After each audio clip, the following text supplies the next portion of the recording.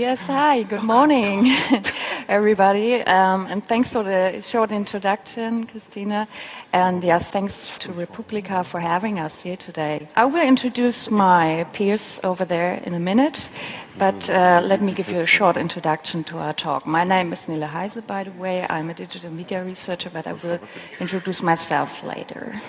If you have been here the last days, you might have realized that hate speech, online harassment, and all of these things are quite, are issues which have been discussed a lot in several sessions and talks. And yes, actually, we could say this is the ugly face of online communication. And it is an issue, of course. And we've seen in media coverage about gaming communities, etc., we see extreme cases, like this case by Caroline Sinders. She wrote about it last year. Some users, online users, sent a SWAT team to the house of her mom. So we could say this is really an extreme case which is rather unlikely to happen to us probably, but we cannot deny that online harassment and vicious online behavior like cyberbullying, flaming, etc., is a problem. So if you look at the research, for example, a study from Pew Research in 2014, they found that 4 in 10 internet users are victims of online harassment of different types, of course, but they also found that 73% of adult internet users have seen someone be harassed in some way online. A study from this year from Norton also showed that almost half of female users they were asking about online harassment had actually experienced online harassment, and almost 80% of women under 30 had experienced different forms of online harassment. So we could say that harmful behavior is an everyday life reality for many people. So this is not a form, these are not extreme cases, but we need to find ways and also means or tools to talk about these things and also to work against them. We are here today, a team of 4, to talk about vicious online behaviors from another angle, not so much from a regulatory perspective or law perspective, for example, but more from an ethical perspective. And we chose the topic of online community management as one focus because all 4 of us, we are working from different perspectives on these issues of online communication and community management. And I'm really glad to have you here. There is Kelly Boudreau, and then we have Thorsten Busch and Roland Panter. And I said it, my name is Nele Heise. So the modus operandi today is that we will give short presentations to present something about our work, what is our perspective on ethical issues and community management, and afterwards we will hopefully have some time for Q&A, and we'd also like to learn about your perspective on this issue. Okay, we start with Thorsten. Thorsten is currently working as a visiting assistant professor at the University of Konstanz. He's also a lecturer at the University of St. Gallen and affiliated with Concordia in Canada. So, come here. All right, ma'am. It's your stage. The stage is yours. Merci beaucoup. Hi there. Good morning, everybody. So we're being audio streamed today, and people outside there and see the video stream of this. So I introduce myself to the outside world as being a business ethicist looking like this. Could the audience please clap for just 1 second to signal to the audience that I do look, in fact, exactly like this. Please clap right now. Merci beaucoup. That is very kind of you. So that is what a business ethicist looks like, right? Like, it's important to have a white beard. It signifies wisdom. It's important to have truth in your hands, right? Like the 10 Commandments. And it's important to look really fierce and mean because we like dissing people. So I'm showing you this because that is kind of the job description according to, I think, a lot of people. They think business ethicists are just, mean, wisecracking people who bitch and moan about companies all the time. That's one misconception, though, and another one is that you can expect ethicists to give you something like Campbell's condensed business ethics soup, i.e. a ready-made solution for every ethical problem you could possibly have in any given context. And so I'm very sorry to disappoint you right away, but that's not what we're going to offer. Because ethics is about you figuring out your own shit, not us telling you what to do. And so my job here is to sort of just frame this conversation a teeny tiny bit in terms of ethics, but not to tell you how we can fix online community management once and for all. So now, looking at this card here from the card game Munchkin that you might know, we talk about trolling here, and this is a net troll, a level 10 net troll, mind you, has no special powers and is really mad about it. So the question is what to do really when it comes to trolling, right? And for the longest time, this is what companies did when they ran an online game or an online forum or some kind of online community, right? As long as the dollars came in, and you could sort of very conveniently put them into your ears and across your eyes and into your mouth. You didn't have to do anything, right? You didn't have to listen. You didn't have to do anything because the rationale was, well, as long as we have customers, we don't want to mess with them, right? We don't want to scare them away and tell them to behave nicer. And we don't have to because we still keep having customers, right? So there's just no need to do anything. And that went on for something like 20 years. And the past 3-4 years have brought scandal after scandal after scandal and an increasing amount of online outrage about companies not actually intervening. And so intervening now is often what they do, which then looks like this, which means it's a very clumsy sliding tackle very often. It's not very well thought out.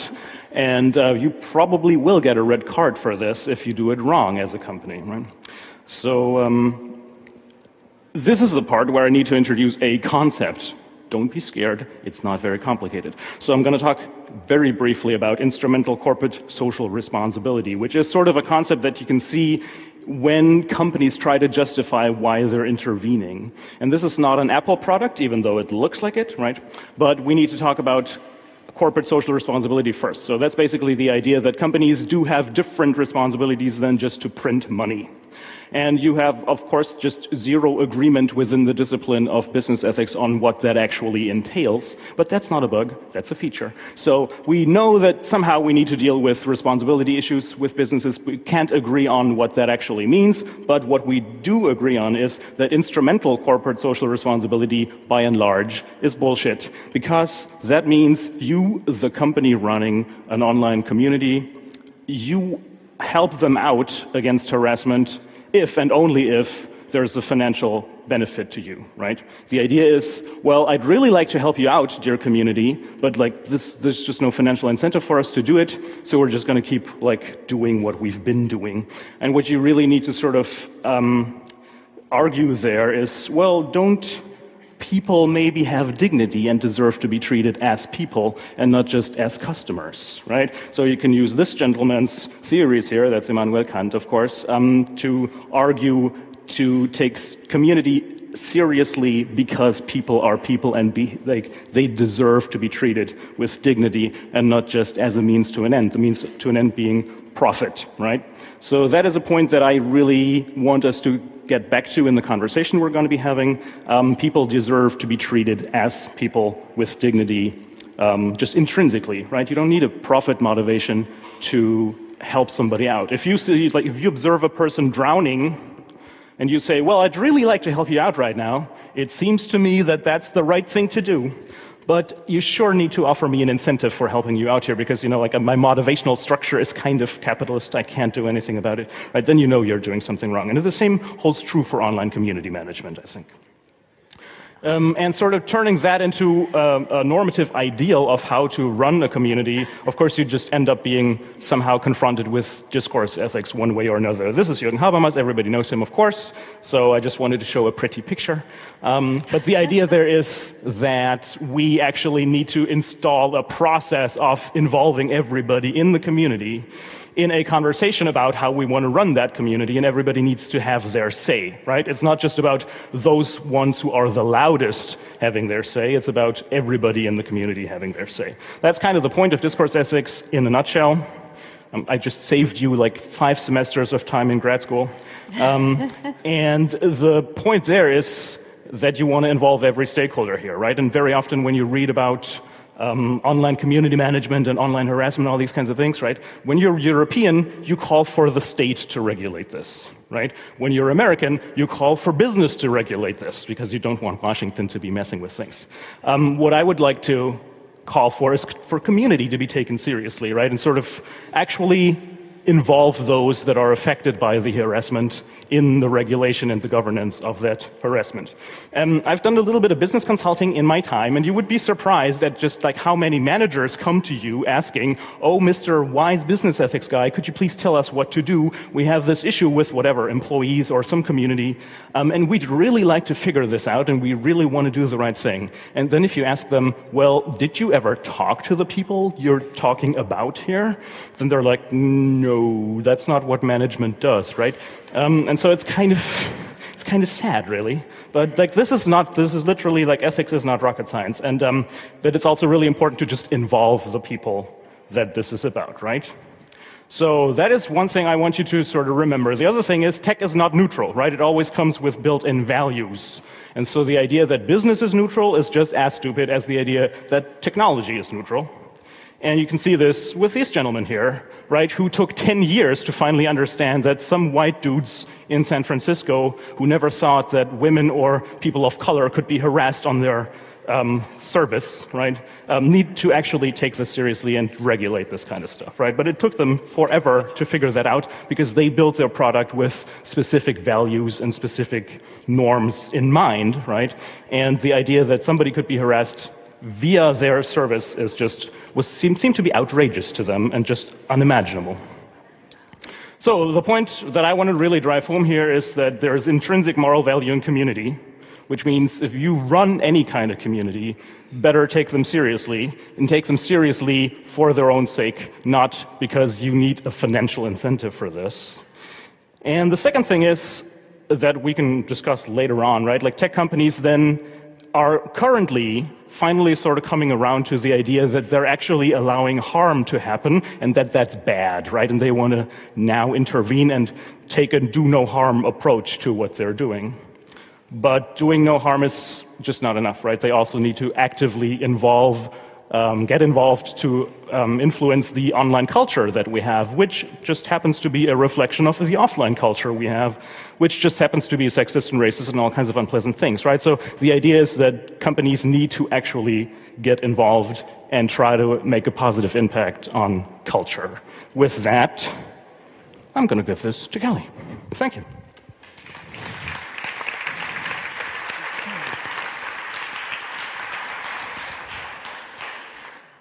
Hello, I'm Kelly Boudreau. I am a games lecturer at Brunel University, London. I teach game studies to game design students. And I want to talk about a little bit about managing the mayhem from the top. So top-down regulation and some of the problems with it and some of the things that we can do to move forward. So I want to start with terms of services and end-user license agreements, which is the most exciting topic on the planet. But one of the things that we need to realize is that while it is a very legally structure, it's there for a purpose to protect the companies, et cetera, and so forth. But you know, everybody when they're playing a game, and my research is around game user research, is the idea that it doesn't matter what the content is in these end-user EULAs in terms of services for the player. They just want to scroll down, click that they've read, and agree to get on playing their game. But the problem is that it's a legally binding contract in the sense that you said you've read it, except there's a lot of clauses in it and a lot of things that people just skip over. So one of the things to think about is how can we kind of make this a bit more accessible to the communities that are playing the games that you're putting out there. I don't expect anyone to read this text, but it's just an example. The top one is an extract from a terms of service from Club Penguin, which is an online MMO for children 6 to 14 years old. And the bottom one is the terms of service code of conduct for World of Warcraft, which is 18 and plus. But if you look at it, it is exactly the same language. And so if you're expecting someone from 6 to 14 to kind of understand the differences between what is violent or vulgar versus somebody over the age of 18, you might want to communicate that information a bit. The other thing to consider is that these things mean different things to different cultures. So in online games that cross boundaries, geographical and cultural boundaries, what is considered to be offensive might be different for different communities. So it's really important to think about communicating these types of terms and services to the intended audience or the demographic of your game. The other type of top-down regulation that I want to talk about is what Kendra Albert calls creative interventions. And so this was in Guild Wars 2 on their forums in 2012, if I remember correctly. And there's a link on the slide if you want to read her full discussion about it. But on Guild Wars forums, you're not allowed to swear or use any offensive language. And what the designers had decided to do is they created a list of offensive words and put the word kitten. So anytime you would swear, it would be replaced automatically by code to say kitten. So if you said bullshit, it's bull kitten. And so it kind of, through the forums, it kind of was well received because it had the potential of diffusing potentially problematic and toxic behavior through comedic relief. But through this cartoon, it mentions, this was not in the terms of service. So while it's a creative solution, it's fundamentally still a top-down solution because they never, and you can correct me if I'm wrong, but they never really communicated with the online community to say what words are offensive to you, and is kitten the best term to be replaced? Why not puppy? Because dogs are awesome too. Another way to do, to regulate online behavior in an extreme way, again with Club Penguin, is a chat. They have safe space chat rooms, which is, you can communicate, and if you're under 10 years old, you can only communicate through these drop-down menus. So they have special events so that they have new categories that you can choose from. This is just a generic one, so depending on who you want to talk to, what you want to say to them. But everything is confined to what the designers choose to be acceptable conversation for an age group. They do have a 10 and over chat room, or I think it's 10 to 16, which they allow a little bit more freedom, but it is still very strictly regulated. And then finally, it's quite not very clear on this slide, but in World of Warcraft, this is a way to regulate or create a set of technological affordances is to create different types of play opportunities. So this is one of the daily quests that you can choose from. On the bottom, this side is PvE, which is player versus environment. And on the other side, you can choose to play player versus player. And what this does is it sets up an expectation of the type of behaviors that is afforded by the game. So if you're playing on the PvE server, you're playing against the environment. The idea is that it is cooperative, even though it's still a competitive game for resources. You tend to do your thing either with your group and go forward. In the PvP section, you can attack each other. Players can enter combat with each other. And if you're doing a quest and somebody kills you, chances are you might curse at them and it kind of escalate towards a problematic behavior. But the thing is that that's an affordance of the design. This is something that can be regulated, and you can create the types of spaces that you want your players to engage in. And then finally, the last one that I want to talk about is community management, which Roland will talk about in more depth shortly. But the thing about community management and community managers is that fundamentally it's a good step in the right direction, but in the games industry it's still not a very respected position. It's a low-paying position. It's a difficult challenge. And if you want to watch this video, which is by Extra Credits, that talks about how game companies can start screening people for online game communities. But the thing is that fundamentally they are an employee of the company. Their goal is to regulate, police, maintain the rules and the codes of conduct that's created by the company. But on the other hand, they also have to create, their job is to maintain the community side of things, to make sure that it is a safe space and a space that players want to engage in and continue to play. And without the instrumentalist aspect that Thorsten was mentioning, it's not just about making sure people keep playing to keep paying, but it's that you want people to have this community. And on that note, I will let Roland talk about community management a bit more. Thank you very much.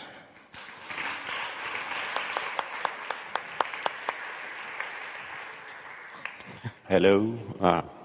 Perfect. So, first thing I have to do is I want to ask you, who of you is working as a community manager or social media manager? So, arms up.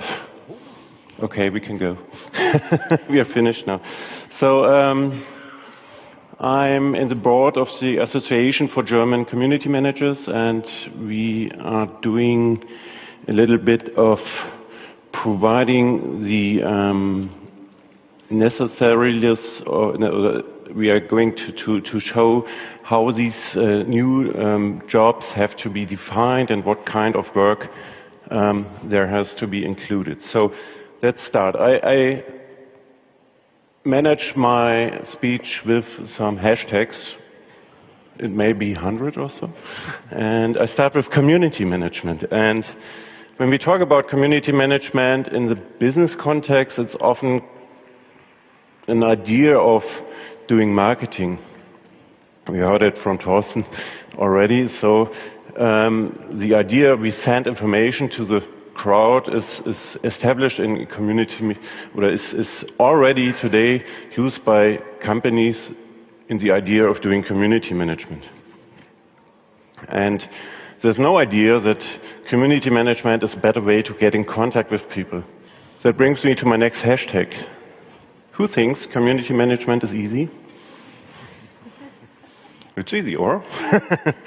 So, it's easy to create a fantastic community if you have a good product or a good idea or a good service, so they come to you just right now. But it isn't easy if your company doesn't fit to a system of ethics and values that is respected by you in the area you are working at.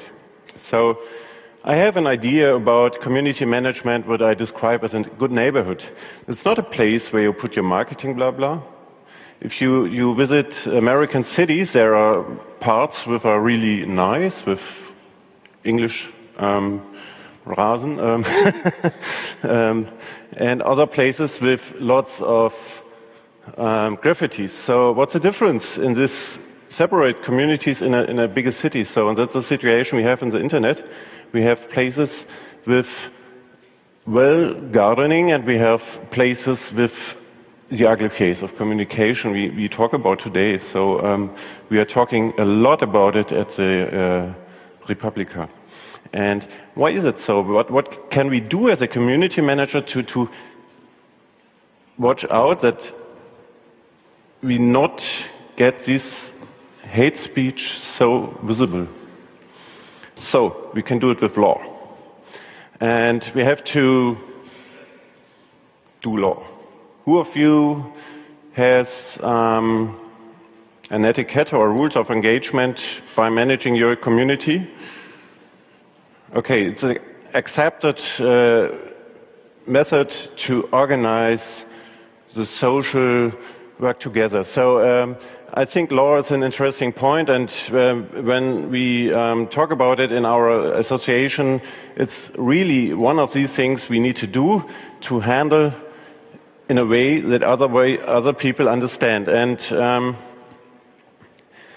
we have a problem because and on the one side we do the legislative with creating law, and the other side we have to be the executive by prisoning people or put them out of our community. So it's a little bit different because in our social society we have that in different positions, and that's one of the points we have problems with. And you see it at the moment at the discussion that Facebook is creating, why our state is going to Facebook and say, hey, don't provide this hate speech so much. So it's a little bit difficult.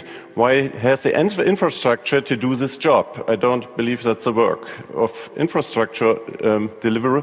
So it's more the job of community managers. And we have to accept that companies, they create communities at these platforms, have to have a look on it. And they have to accept, border crossing is one of these themes, that our community not only is on one platform. So we have communities moving over different platforms, and if this happened, we have to use different tools on different platforms. So that means a new mindset which accepts that we don't have tools like executives have to manage these negative voices.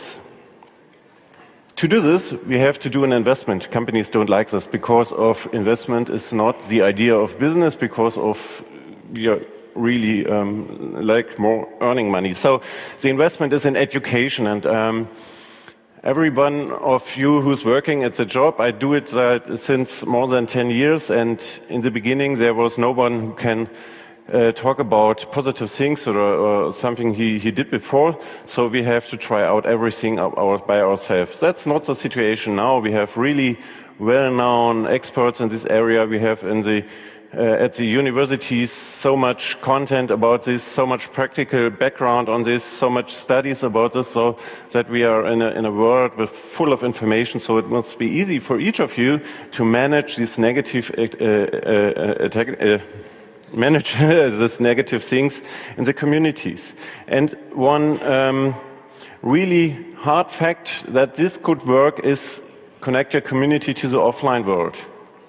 You have to meet your influencers live, maybe here at the republica, so that you can get a better contact to your community. And if you know all your influencers in your community, it is easy for you to identify each person who's doing wrong things in your community. You can contact him in 2 or 3 ways and solve your problem without doing it in the public. So that is one of the ideas we have by using offline in the online world. In the end, we have to talk about a culture of online, being online in communities that is nearby the culture we do it in the real life. And we have to accept there are rules and there are places where I can do things and other places where I don't have to do it. And this culture we have to transport and we make it more the same. So I hope each of your professionals is doing this already. And now I'm finished and would like to send you to Nele with scale. Thank you.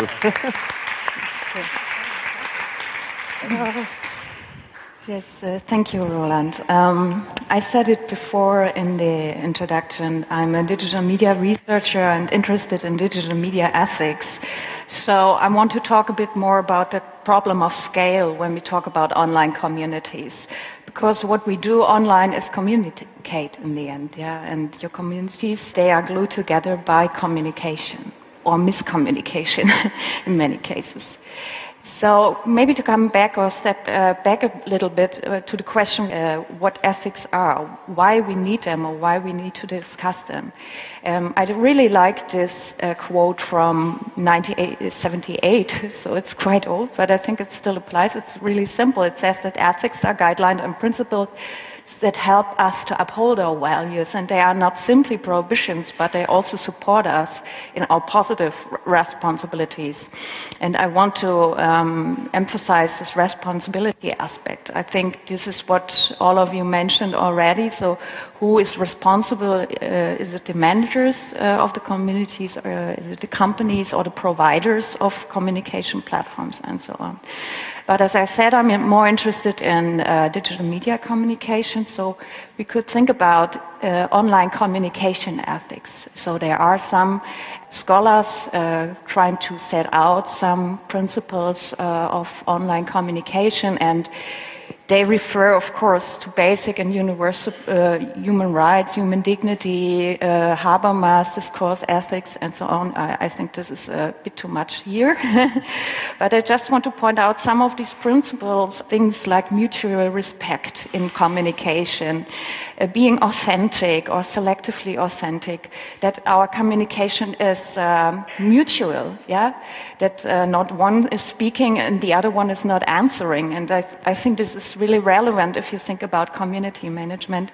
But also, and this is really important for me, the idea of person, yeah, to accept others as persons, to give them respect as persons, but also not to instrumentalize them.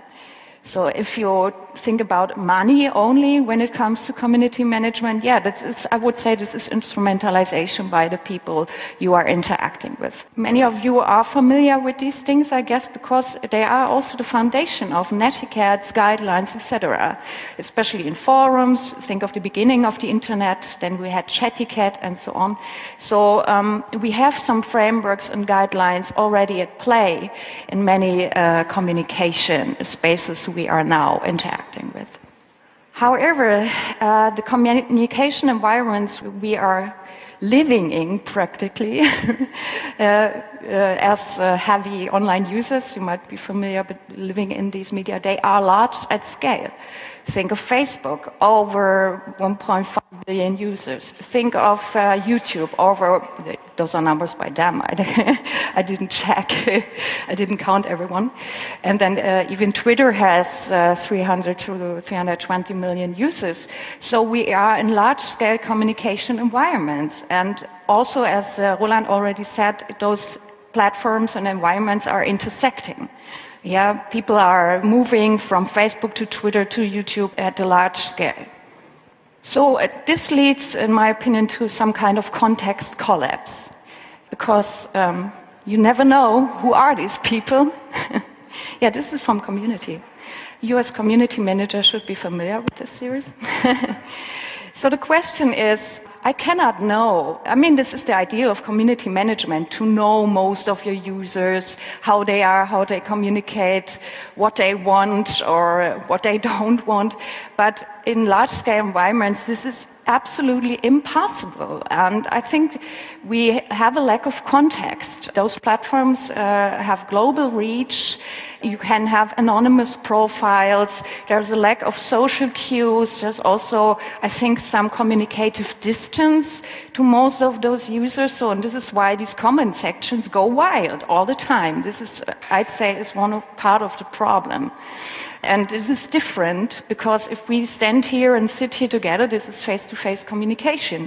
So we have an idea that this context of our interaction shapes to some extent how we will act and what we will say. So we can adjust our tone or maybe change the way we present ourselves. So in social media, you could say that parts of that are cut off or maybe removed or maybe more difficult to see the expressions of those with whom we are communicating. And Warwick and Boyd, they call this context collapse through social media technologies. And there's another problem. It's not only the context which vanishes or which is harder to define or harder to grasp. It's also that we face multiple audiences on social media platforms. On Twitter, you have people from the US having their own hashtags, or you have communities from New Zealand, or from Germany or whatsoever. So we have not only different languages, but also different cultures involved on these platforms. And I think this makes it really hard to apply some of those ethical principles I mentioned before. When it comes to scale, there's also another problem. This is Mark Burrows. He's a former moderator of the Guardian community, and he pointed out that scale matters in another way. He says that the worst experiences he had, he left the Guardian, so he could write about this on the Guardian platform.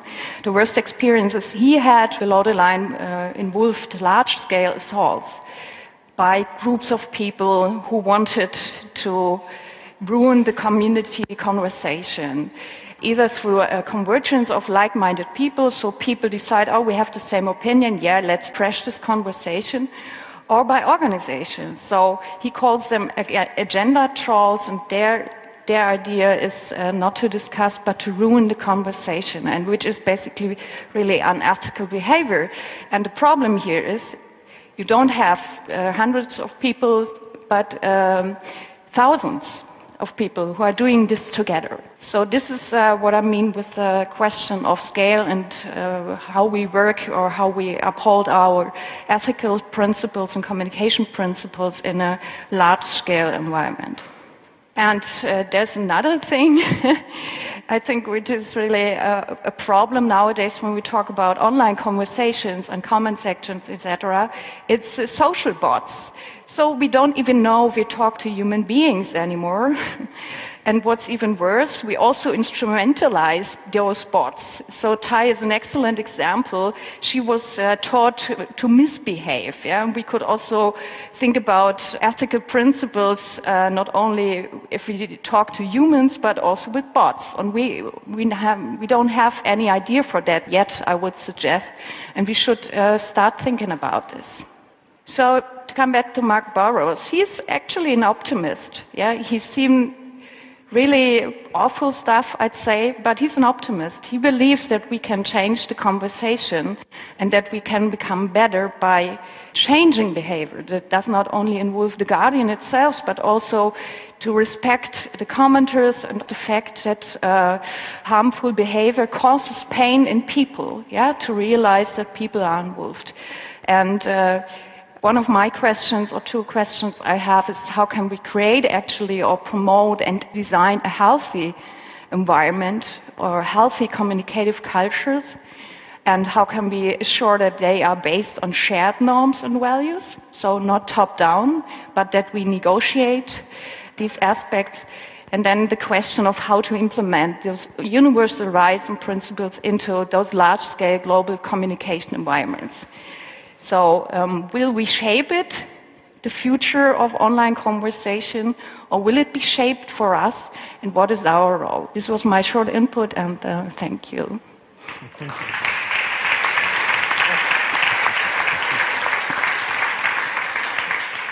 So now it's my turn to be the moderator. If you want to, you can come more with your chairs, more in the center. Oh, come on, yes. Okay. You're not being filmed. We're being difficult. All right. Yeah, Business Doc says ethics are important. So we have plenty of time, actually, like 20 minutes now. And we would, first of all, would like to hear your opinions and also maybe your questions, as we have many community managers here in the room. Yeah, okay. There's a microphone over there. If nobody wants to ask something, we're also discussing a bit about it. Give them time to run away. Yeah, as you can see, we also have dogs in our slides, not only kittens. So it's a fair share here. Hello, I have a question. But I think all of you are more cat people on the stage. Yeah, I think here's the one first question. Yeah. So maybe I hand over. Hello, thank you. My name is Mecca and I work for Norddeutscher Rundfunk as a social media manager and strategist. So thanks for this talk.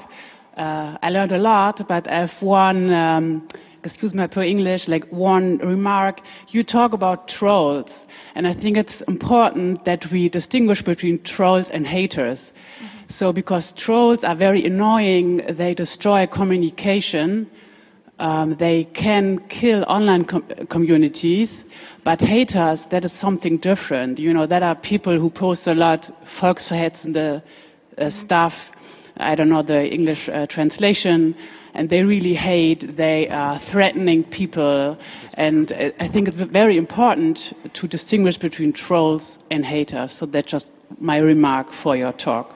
Thank you.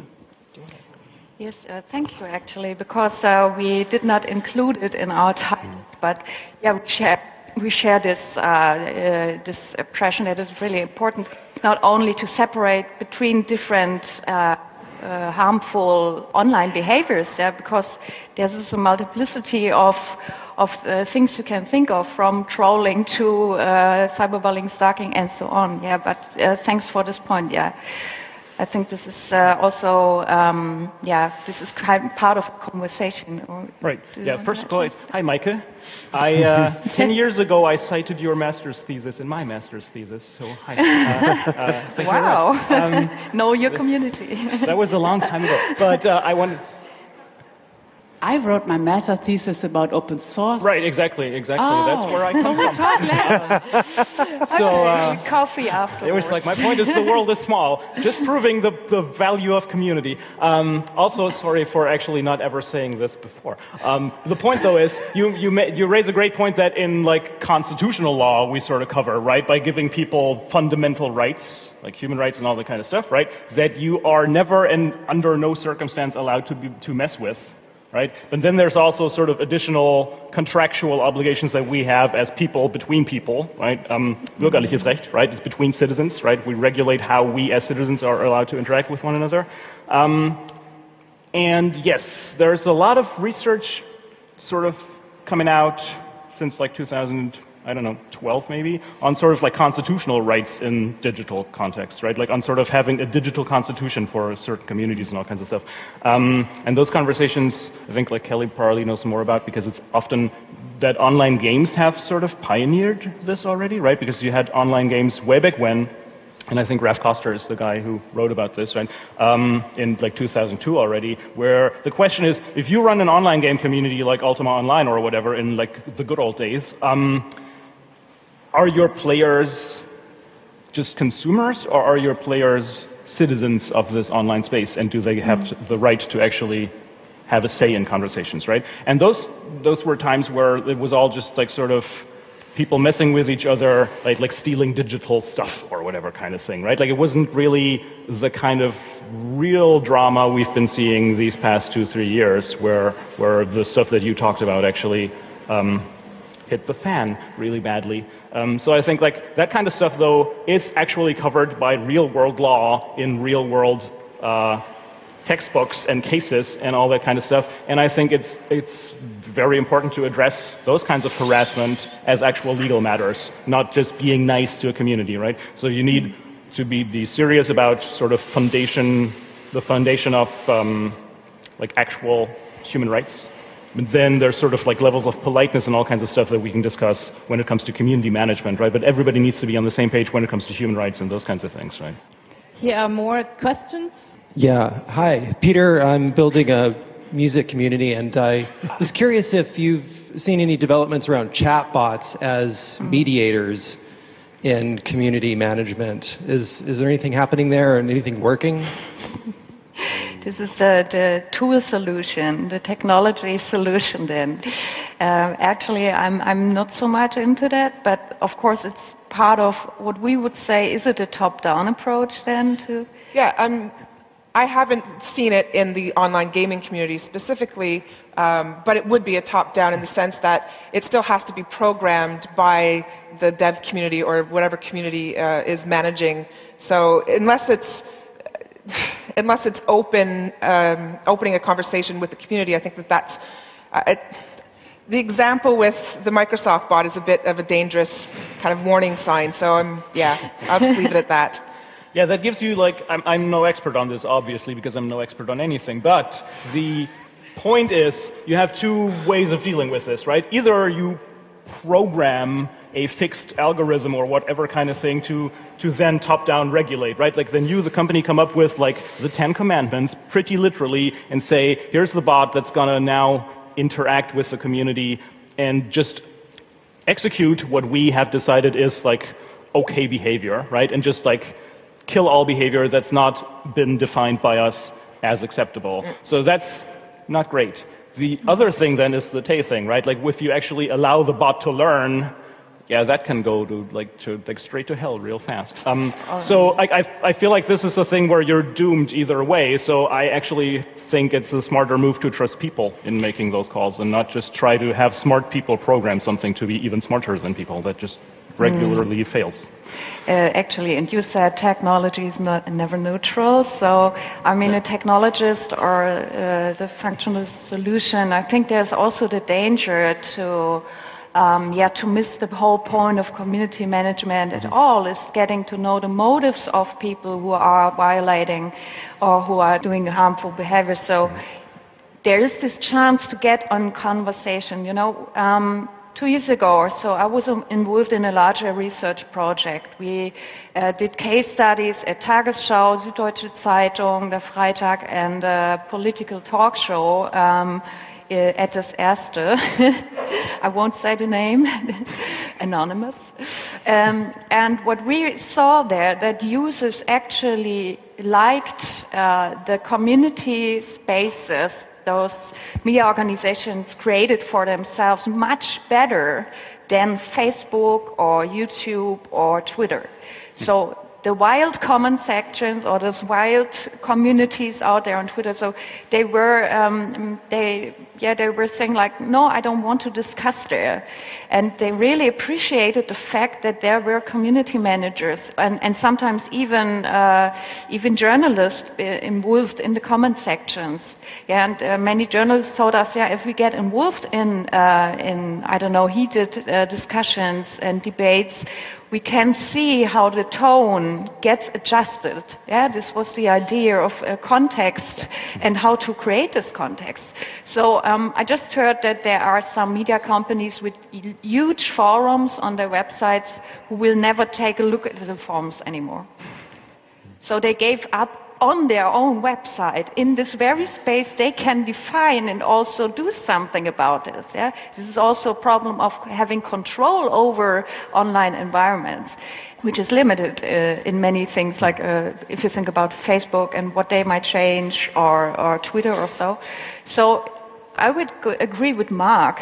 He says we can't give up. We need to ways to design conversations to give them a constructive direction. But that would mean that everybody involved in a media organization would also have a say, would also have to acknowledge the fact that there's a community out there, that they're not just sending out everything anymore, but there is a feedback channel, and to put some value on it, and not saying like this is our crap corner or this is like the bad neighborhood on our own website. So because bad comments and destructive conversation, they have a negative influence on your content.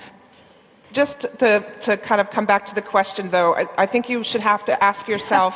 No, I mean, it's someone has but to ask yourself, what is the goal of the monitoring? Are you just trying to regulate behavior, so as Thorsten said, very top-down, or are you trying to foster community? And if you're developing a music website, chances are you probably want to foster a community, and people tend to be the best at doing that. So, there was a question.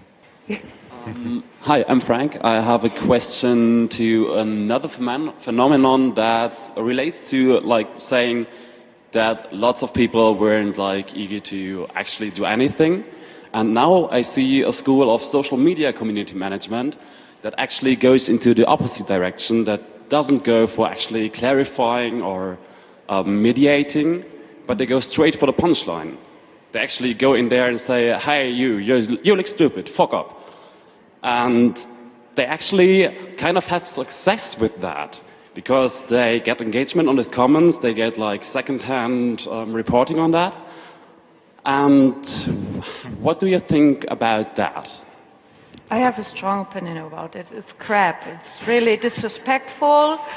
Yeah, I would have used that as an example, but it's nice that you bring it up. Yeah, actually, if you talk about ethical principles like personhood or mutual respect, if you go to your, I think you talk about Facebook, yeah, so social media managers making fun of commenters and so on. Yeah, if you want to do this, this is really destructive. It's shaming of people.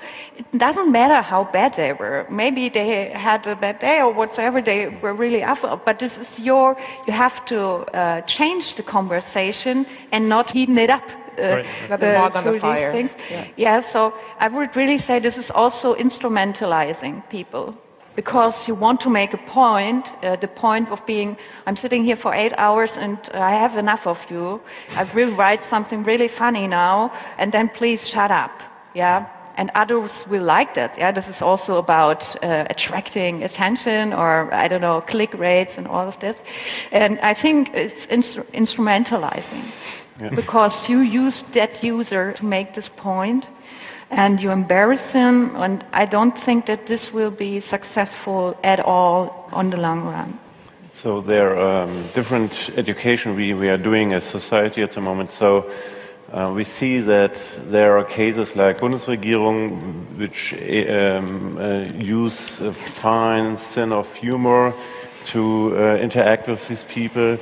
That works pretty good, and it's always eye to eye. It's not getting you down. So this is a good case. If you go in the aggressive kind of getting people down, I don't believe that would work for a longer time, because of you create something like a war of words, and the weapons get bigger, but you don't solve the problem. So I believe we have to educate each other, not only the professionals, the audience too, so that you have self-healing effects in your community in the end. You see it like Telekom Hilft. There are guys from the community which are answering to the other guys from the community, and the community management just have to have fingers on it. So there are cases where community management is on a higher level, and I believe that must be our target, to educate all the people in the internet to accept that there are rules for communication. Yeah, that's a good point. Can I add a gaming thing? Question. There's some more? Oh, sorry. Hey, just a second. I will try to be short. I know I will fail at that. But the point is, I think that the thing that you bring up actually raises the point of there having to be consequences for misbehavior, right? Like that's the thing that gets praised in these contexts, right? And there's a teeny tiny game called League of Legends that people play online, only just like 60 million of them. It's an incredibly competitive game, and that is why it's incredibly toxic, right? But they employ a whole bunch of psychologists to study why their players are toxic. And one of the things they found out is the reason a lot of their players are toxic is not because they're anonymous or anything. It's because there are no consequences for saying the N-word or those kinds of things, right? And then they sort of messed around with it and ran a whole bunch of ethically questionable experiments on their own user base, where they found out if you just like show a pop-up window even that says you just used an unacceptable word, then all of a sudden like the player gets sort of like taken aback, right, and realizes, oh, there actually is a rule here that I was not aware of in like the heat of the game, right? And that way you can educate users, right? But that means you have to take them seriously in the first place and not like shoot back or punch back with like the same kind of vigor that the infraction was in the first place. Take seriously things are happening there, and that virtual worlds can cause harm to people. I would also add you had Kant on your slides. And was he the inventor of this golden rule? Like, no. The golden rule is like an old-timey and also really shitty thing. But like the idea is like take people seriously as people with dignity, right? Like, and also the idea, I think, would be to know things that you don't want to experience yourself. So, I mean, this also counts for community managers, I think. So if you don't want to be screamed at someone, or you don't want to be made fun of in public, on a public space, so just don't do it. Right. Okay, one last question. Yeah, no, the only thing I wanted to say is that talking about communities, we're not only talking about haters and trolls, but there are positive effects as well that we forget. So, and whenever we communicate as social media managers or something, the communication doesn't end at the screen. There is a person, and this person might take this with into her or his real life. So if we are rude to someone, he takes it out. It doesn't end at the computer screen. And we really have to make sure that we don't think of a community as a bunch of people with no names, but of human beings, single human beings who we affect, and they affect us as well. There are weeks we go home and we're really pissed off with the community, and we really don't want to talk to any of them again. But again, what affects us does affect them. So we can handle this in a positive way by giving positive voices a chance to be heard. So we just click a like on their comments. So it's another kind of interaction, not only regulating hate speech or trolls, but giving those who have a positive opinion a voice by making them visible. And we can do this with a like or with another comment saying, thank you for this comment.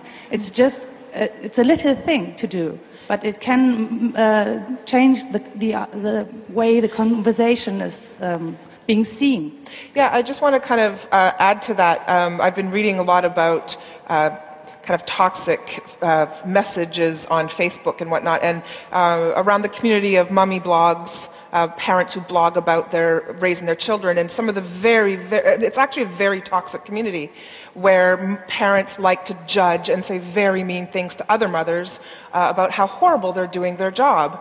And I was reading this one article about this woman who was torn apart in the comment section on her blog, and they said that she was a horrible mother and she should have her children taken away, and she was seething and she really wanted to basically lash out, and she slept on it and wrote the next day and kind of wrote a positive message to this woman saying, you know, it sounds like you're doing the best you can do as a mom yourself, and I know how hard it is. And she actually responded in kindness to a very toxic response, of which the woman who originally wrote the negative comment had a moment of self-reflection and actually apologized on her message saying, oh my God, I'm so sorry, you're raising 3 children, it can't be easy, and I was having a day. And so instead of her taking that moment and not lashing out, it changed the conversation, it changed the tone, and it actually probably strengthened that mummy blog community. So. Yes. Managers as well. Yes. Take your time. Yes, don't absolutely. just respond, don't react, but take your time, think about it, and then write something that's not emotional, but give facts, for instance. And also invite people to be part of the conversation. Yeah, really, no times we talk about how we want to build our communication in certain communities. So I think this is our time to the conversation, but we hope you will continue the conversation in your communities, and let's get ethical. Thank you, and bye-bye.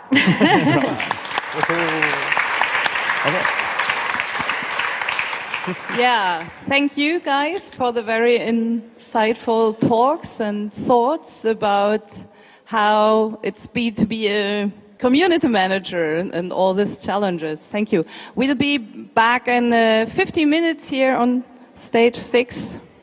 See you again.